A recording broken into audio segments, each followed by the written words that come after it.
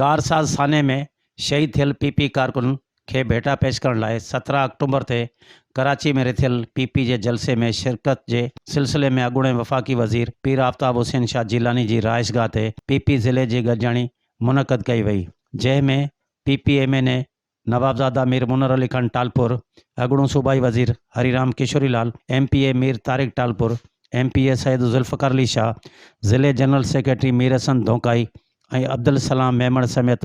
Ladies wing, youth wing समेत तालकनि जे उहिदेदारनि शिरकत कई। उन मौक़े ते MNA ऐं PP ज़िले सदर मीर मुनर अली खान टालपुर ख़िताब कंदे चयो त मौजूदा सिलेक्टेड वफ़ाक़ी हुकूमत जी नाअहली सबबि महांगाई उरूज ते आहे, ग़रीब माण्हू बुख बदहाली में मुब्तला आहिनि। हिन वधीक चयो त 18 अक्टूबर तारीख़ जो कारो ॾींहुं हो, जंहिं ॾींहं ते जमहूरियत दुश्मन अनासरनि शहीद राणी बेनज़ीर भुट्टो जे काफ़िले ते बम हमला कया, जंहिं में केतिरा ई कारकुन शहीद थिया। उन्हनि शहीदनि खे भेटा पेश करण लाइ 17 अक्टूबर ते हिकु शानदार जलसो थींदो, जंहिं में PP चेयरमैन बिलावल भुट्टो ज़रदारी तारीख़ी ख़िताब कंदो, जंहिं में मीर पुखास समेत सॼे सिंध मां लखे माण्हू शिरकत कंदा। कैमरामैन एजाज़ भट्टी सां गॾु नज़ीर पंवर, सिंध TV न्यूज़, मीर पुखास।